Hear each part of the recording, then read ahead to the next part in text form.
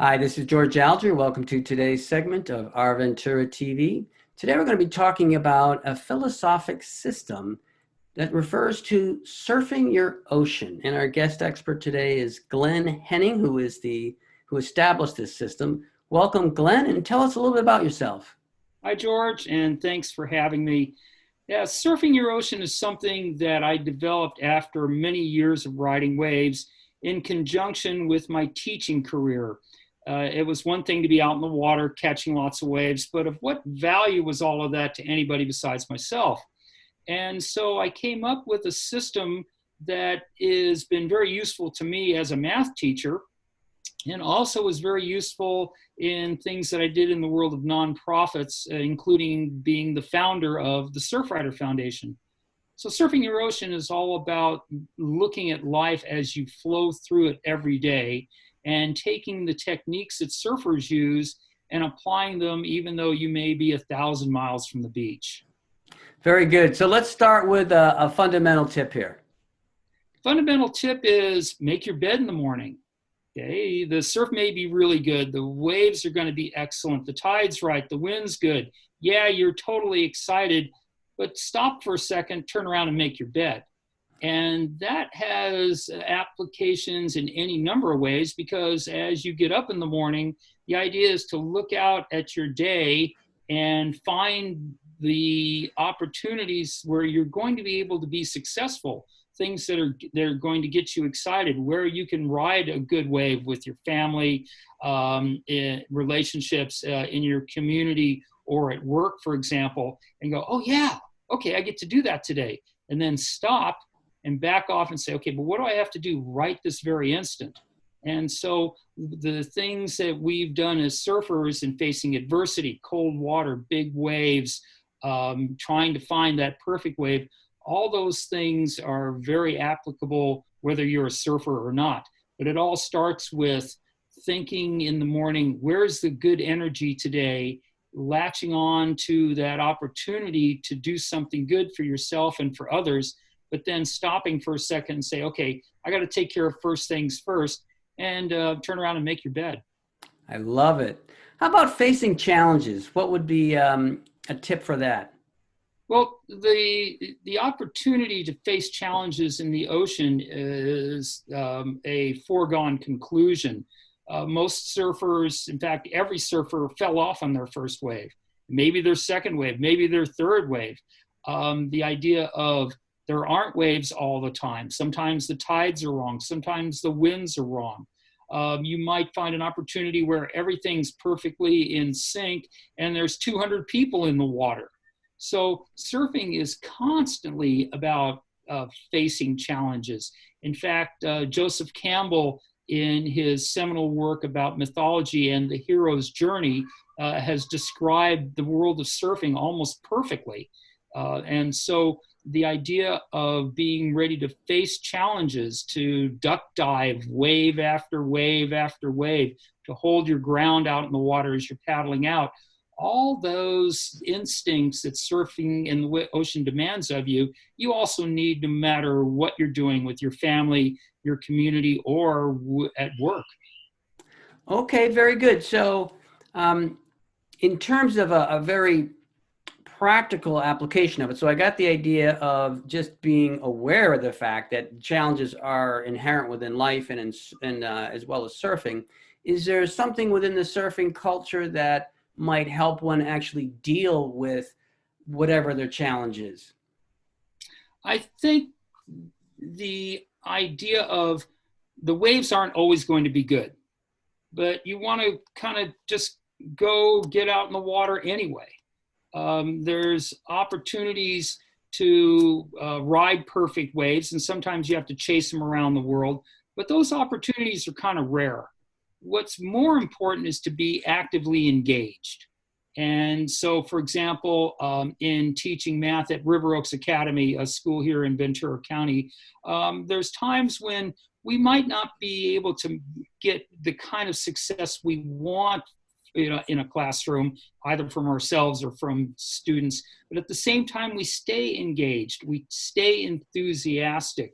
And so that when the time comes, then when everything's perfect, we're ready and we get that moment of soul deep satisfaction, not only for ourselves, but for others. So it's, once again, an opportunity to look at surfing as, well, yeah, the endless summer and that perfect wave, and those things don't happen too often, but most surfers stay engaged with the ocean because there's just a lot of value in and of itself with just being ready and just getting wet. Very good. So I love just the idea of being engaged, and that's how you're going to surf, and that's how you're going to live. So that's a great tip. How about taking this even further? So now we've got a situation where someone is facing a failure and they're having a hard time getting back up. Well, as I mentioned, every surfer fell off on their first wave and their second wave and their third wave. And for example, the current research in how students learn math is based all on the recent discoveries in the world of neuroscience, where when we make mistakes, our brain actually becomes more active.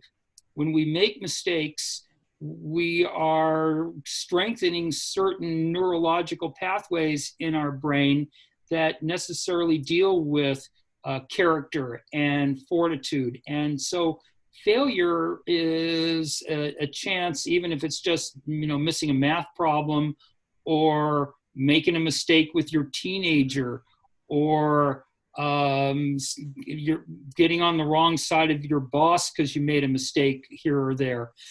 The idea is that you're looking to take that mistake and go, all right, yeah, blew it, made a mistake. Now, what did I do wrong? And how can I make sure that I understand the lessons from that mistake? So mistakes are valuable. In fact, we even have posters up at school that say, make mistakes are valuable. And failure, I can freely admit my very first teaching assignment, after about 6 weeks, I was taken aside and they said, hey, Glenn, this isn't working. We're going to have to reset next semester. So we know you're trying, we know you've got a lot of energy, but you're not ready to be a teacher right now. And so my very first teaching experience as a student teacher, I failed at it. But at the same time, I went, no, I know what I did wrong, and I'm going to stay with it. Well said. So when you are in the process of teaching or just talking to people, particularly who are non-surfers, and you're mentioning or going over some of the points of surfing your ocean, what are some of the tips that you find you get the most questions about or the most response to? I think the first one is stay back a little bit. Have a sense of reserve. When you go out in the ocean, I had a neighbor the other day ask me, well, you're still out there? And I go, yeah, of course. And he goes, well, aren't you worried about what's under your feet? And I go, well, what do you mean? He goes, well, there's still sharks out there, aren't there? And I go, yeah. Okay. And there's sharks, and there's jellyfish, and but there's also dolphins. There's blue whales. So the idea of not losing your cool, the idea of being patient, even though out in the ocean, you're in an environment over which you have zero control. The idea of, well, you can't fight Mother Nature. Well, in many ways, you also can't fight human nature. And so the idea of being patient, having a sense of presence, holding on to that inner core of yourself when you are at your best, having that sense of patience and readiness, I think goes a long way as a surfer, without a doubt. And it also goes a long way no matter who you are or where you are when it comes to dealing with life as you flow through it every day. I like it. Glenn, what kind of inspired you to articulate or come up with this philosophical system? Well, as I mentioned, I had been teaching almost straight through about a 10, 12-year period. Prior to that, I had left teaching for a little bit, and I got into computers. And as it turns out, I ended up working at the Jet Propulsion Laboratory in Pasadena for several years. because I was able to talk to computers and people at the same time, and that was a valuable skill. But at one point, I was going to get a job at JPL, and they said, I met the director, and he said, "So who are you really, Glenn?" I said, "Well, I'm a teacher." And he said, "Well, tell you what, we've got a job here for you, but we've got a lot of guys like you here at JPL, but there aren't a lot of guys like you in the teaching profession." And so he suggested, "Why don't you get back into a classroom?" Which I did. But at the same time, the value of surfing needed to be something tangible that I could use to be more than just a surfer. I had to say, okay, what value is all of this? And so combining my surfing experience with my teaching profession, that's how I came up with Surfing Your Ocean. Thank you. So how could people find out more about this or about you? Well, as it turns out, I do a minute of motivation on Facebook every Monday morning. It's called Surfing Your Ocean. And Glenn Hening, you can, find me on Facebook. And I do a different one every Monday. And then I also post on LinkedIn. And so the opportunity to get a feel for what Surfing Your Ocean can offer to people can be found on both Facebook and LinkedIn every Monday morning under my name. Very good. And we're going to wrap up here, Glenn, but do you have a summating message for the viewers? Well, I think that the work that I've done in a classroom over the years, what I'm doing now, teaching math at River Oaks Academy here in Ventura County, have given me an opportunity to think about young people, think about their parents, but also how can I take how I've been blessed as a surfer and bring that to bear to benefit others. And I think in the end, when you're blessed and you're lucky in life, then it behooves you, as Bob Dylan said, to hold up your end of the bargain and do what you can for others. And especially in the times that we're facing right now, we are all in this together. And that's an important idea for everyone to remember every minute of the day. Thank you very much, Glenn. Okay, George. This is George Alger signing off for this segment of Our Ventura TV until we meet again.